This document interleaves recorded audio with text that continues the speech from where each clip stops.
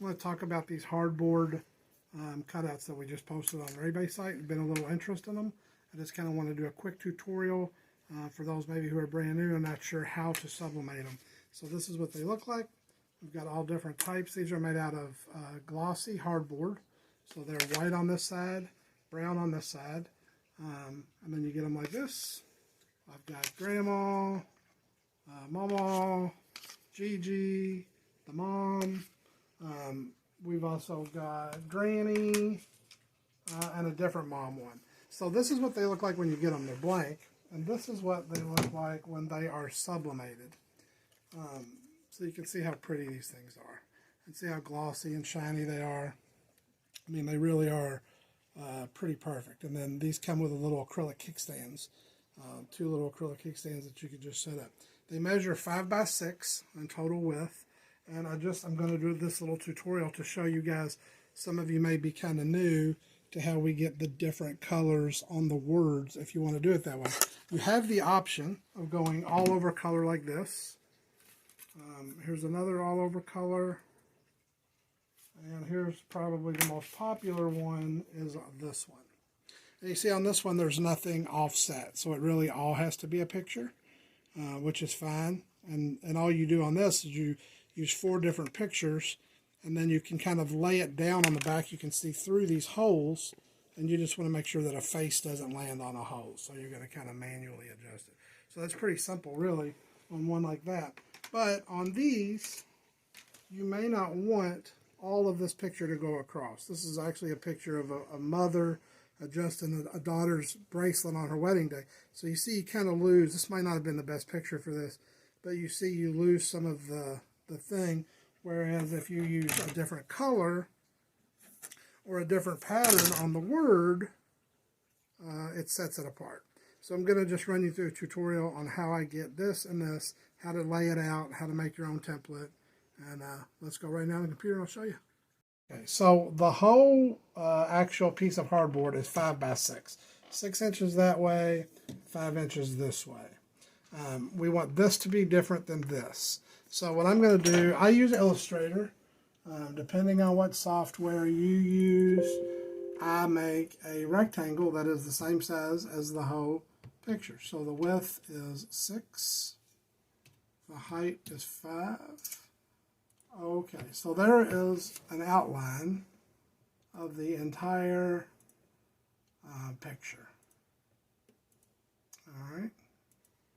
Now, I want to measure, I want to measure just the GG part. So if I go from the top of the letter to the bottom of the picture, it's 1.5 inches. Now if you have one of these calipers, and if you don't have one of these calipers, you should have one of these calipers. Cool thing about calipers is you never have to do the math. It will always give you the decimal points. So it's reading 1.45.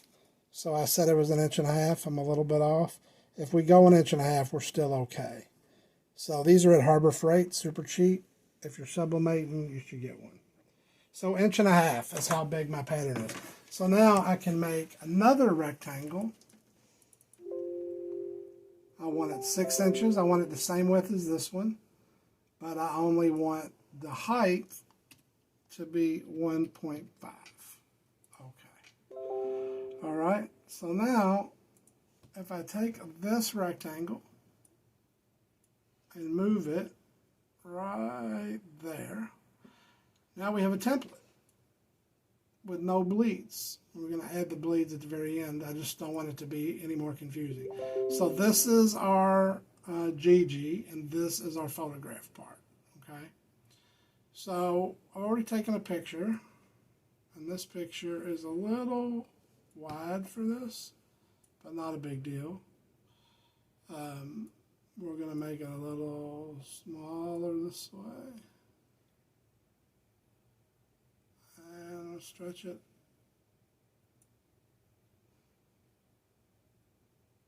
I don't want to stretch it too much. Make it a little bit bigger. And we'll stretch it again. Alright, so now we have our picture in there where we want. I'm going to crop this to fit image. I'm just going to bring it up and leave a little tiny bit of bleed there. Apply. So now our picture's in there. And I'm actually going to stretch this just a little bit more to give us a little bit of bleed. All right. Now, so this is going to be our GG part. So I went on Google. If you don't know how to go on Google, let me show you. I just went on Google and found an image. Now you kind of want something to break up the letters. So I found some flowers. You can put in anything you want. And then just right click on that image, copy the image, and then come back to your thing and just drop it in. All right. So here's the one that we're using. And you can crop that to kind of make it look however you want it to look. All right.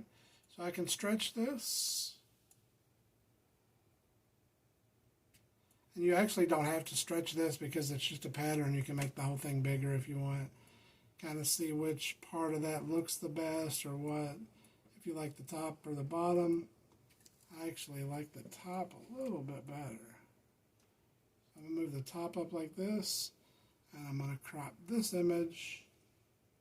Taking it. See, I can see those black lines. I don't know if you guys can see that on the computer screen.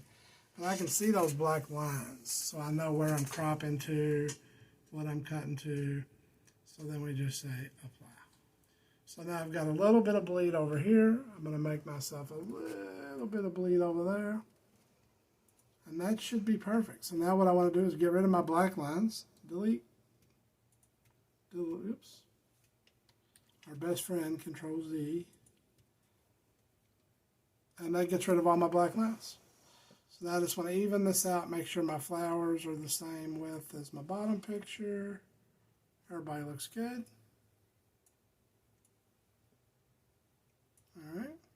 Now I'm using SG800, Control P. Takes me to print. Virtuoso Print Manager, print.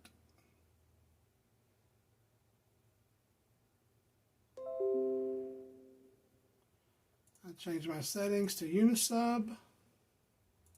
My color, I leave the color vivid. Now I know most of the time with a photograph you would change it to photographic. But on these things, when you leave them vivid, it makes these look really cool and it makes these very bright and look very pretty. If you change this to photographic, this will be kind of muted. So I just leave it all on vivid. Material, layouts. Let VPN perform that, 11 by 17, and print. So here's our picture, and our flowers, I wasn't paying attention. They're pretty digitized, and normally if I was making this for real, I would find a different one of these, but for the sake of this instruction, I'm just going to leave it. And it'll probably be fine because it's going to be broken up, and it's mainly going to be colors anyways. But this is what our end picture looks like.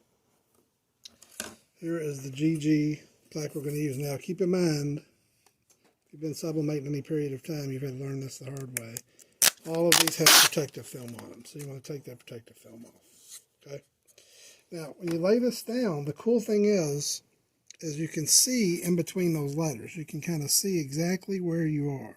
So you can line it up exactly in between your picture and your flowers. Okay. So there's pretty lined up. It doesn't matter if you get a little one way or the other. And you see you've got a perfect amount of bleed all the way around. See, all the way around the card, you've got no white space showing. So you're good to go. Little piece of heat tape on this side. Little piece of heat tape on this side. Press is set at 375 degrees for 1 minute. You can do 400. I left the 400 club a long time ago. I pretty much stay at 375. I do a lot of thin metal, and the thin metal, when you would do a 400, I was get a lot of little kind of rough surface. So I switched to 375. Way less problems with the metal. So I stay at 375 pretty much on everything I do. Almost everything I sublimate, 375 1 minute. except for ceramics and slates and stuff that's going to require a lot more time. Okay. I can copy and paste them over. I'm putting them in the memorial section too. All right. So there is our finished product. So even though those flowers are digitized, they still look great. It's just color is all we're trying to do. So you can see that's our final product. That's what we end up with. All right, guys, have fun. Be safe.